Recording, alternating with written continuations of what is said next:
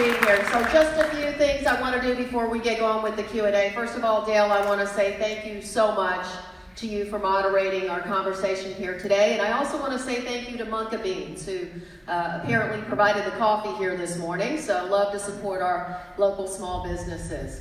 Thank you so much to the Shakopee saxophone players. Nothing like Queen to start off in a bipartisan way to get us going, right? And before we get going on this, I want to invite out onto the stage, please, the Shakopee Boys wrestling team.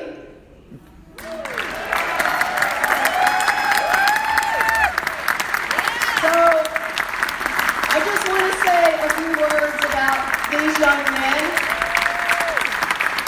And I want you to know that these community gatherings, these town halls are an opportunity for us to recognize the incredible youth and work that's going on in our communities. And so this morning I have a certificate of congressional commendation to the 2018-2019 Shakopee High School Boys Wrestling Team in recognition of outstanding efforts in winning the Class 3A Team State Championship.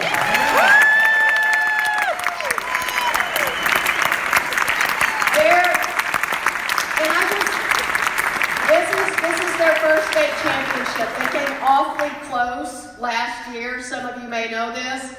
But I have 4 boys. 3 of them are already out of the house, still on the payroll, but out of the house. And one of them wrestled. And so the first question I asked them when they came backstage was, do any of you smell like my son smelled when he came home every day from wrestling? But it is the one sport that is a team sport, but such individual accountability, right? And so I just want to say thank you, congratulations. And I also want to say thank you to the team manager as well over here on the end. She supported us.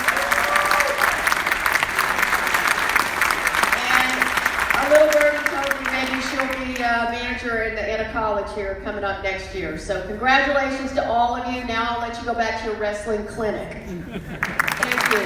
Thank you.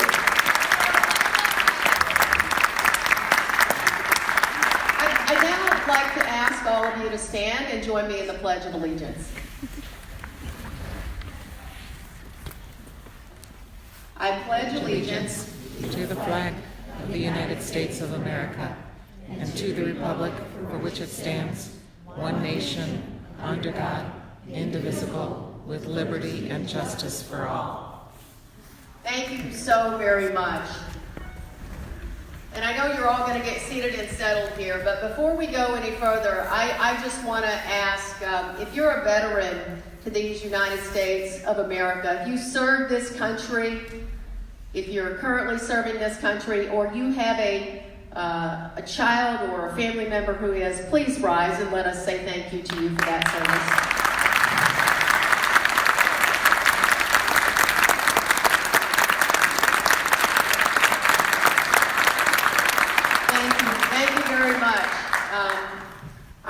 I just joined a blue water bill in the United States Congress, and I thank you. And I just had a group of veterans in here, and the toxic burn pits from Iraq and Afghanistan are our next big challenge for this nation, and so I am absolutely committed to standing with you. I want to provide just a few opening remarks, and we'll get right away to Q&A. So, many of you know this is my 3rd town hall since I was sworn in 70 days ago. Woo! And honestly, it's my favorite part of serving this district because I get to come forward and hear what's on your mind. My main job as your representative is, of course, to take what we care about back to Washington. But my main job here today is to listen, to help us work to find common ground in this country, as we did over Queen and as we did when we were recognizing the veterans of our country. It's also to talk about how we can work together to best serve the interest of Shakopee, of Scott County, and of the entire 2nd Congressional District. Our district office is not a political office. It is a constituent office. And so I'd like to recognize each of my district office staff here today, mainly so that you get to know them, and if you see them, you feel free to come forward and ask. So Nick Coe is my district director. Nate Fowler is a community liaison. Morris Allen is a community liaison. Sam Ron is my district scheduler for all of you who are trying to get us to events. Mike Siebenauer. Mike, where are you? I want to make sure. Oh, Mike's outside. Never mind. He is the senior advisor for casework. So our office, our job is to make sure that we give you the best opportunity to interact with the federal government. And look, I've been there 70 days. It's not easy to navigate the federal government. I am absolutely learning that every single day. But whether you have a Social Security issue, a disability issue, a veterans issue, an immigration issue, all of these things, it is the job of my constituent services group to help you navigate those things. Christina Diaz is a constituent advocate, and Kaylee Governor is also a constituent advocate. So they're here to help you solve problems. So in my opening remarks today, I just want to make a few comments. I think the last time we were together in a town hall was around 3.5 weeks ago. And since that town hall, I have introduced my first 3 bills that I actually wrote in the United States Congress, as well as several that I am co-sponsoring with colleagues. But the very first bill that I introduced was a bipartisan bill with Congressman Brian Mast of Florida. And that bill, which is H.R. 1331, it's called the Local Water Protection Act, would provide access to states and cities to voluntary grant dollars to help us with non-point source pollution in our local communities, in our watersheds, in our rivers, and our streams. And it was important to me that my first bill be a nonpartisan bill. And these are exactly the kinds of things that I'm talking about to city officials and administrators and county commissioners as I go around meeting with them and inviting them into my office in DC as well. Secondly, one of the biggest things that I've heard in my town halls and that I heard over the last 2 years was around the cost of health care. The cost of health insurance is one side of that, and that's why I wrote a bill that will help stabilize premiums in the individual marketplace where we are seeing so many challenges for so many people. So H.R. 1425 is the State Healthcare Premium Reduction Act.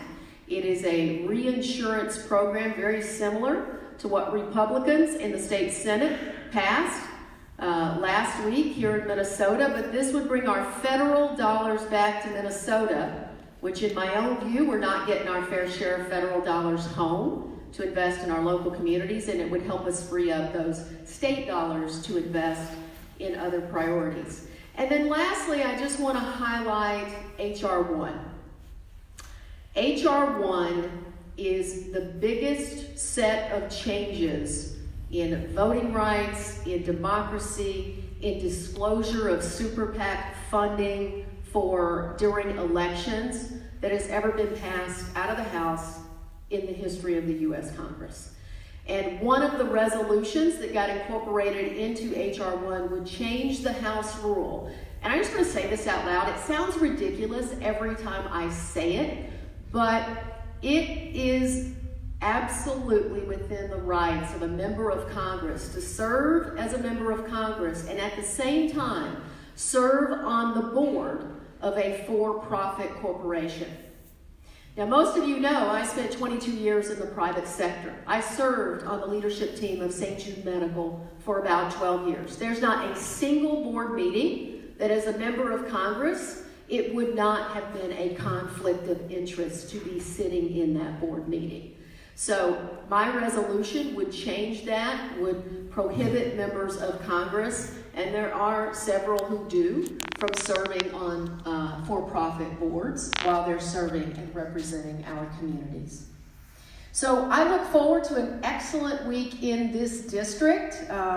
Yesterday, Ag Chairman Colin Peterson, who represents another part of the state, was with me just outside of Red Wing, and we held a listening session with the agriculture community. We had both the Farmers Union, we had the Farm Bureau, and a number of different ag commodities groups together. In all, we had about 100 people show up. We all know that it is a very difficult time for our nation's farmers. And in addition to everything else, they're facing significant flooding risk and delayed planting. So Colin and I had a very, very good session with district farmers in the second here earlier yesterday. Monday, I'm meeting with Hastings city officials to talk about flooding. I'm also going to do a tour of Goodhue County's transportation needs. I had Scott County Chairwoman Barb Brecky in my office in DC in the last 10 days talking about the priorities of Scott County. I also met with Scott County commissioners and officials here locally in the last 30 days as well, so I'm getting my head around what the greatest needs are for our community. Finally, I just want to remind you what committees that I serve on in the U.S. Congress. I serve on the Transportation and Infrastructure Committee, which is why I'm spending so much time in Scott County learning what the local community's priorities are. I did same thing with Dakota. I'm doing it with all of the counties in the 2nd Congressional District. I believe that this is our best opportunity in this 116th Congress to get pushed forward a bipartisan transportation and infrastructure funding bill. I believe the President and the administration would like to have that as an accomplishment, and I certainly want to bring those dollars home to the 2nd Congressional District. So Chairman Peter DeFazio of the T&I Committee met with the administration last week. We believe that there is a significant opportunity here, and we will continue to look for and discuss how do we fund those things, because that's what it's going to come down to. I'm also on the Ag Committee. Most of you already know that, so we can talk about the nation's farmers if you'd like. And then finally, I, in the last 3 weeks, attended my first House Committee on Small Business hearings. I was added, I was waived on. I'm one of the few freshmen in the Congress that have 3 House committees. And you'll notice with all 3 of those committees, it's about getting stuff done. It's not about the politics of that place.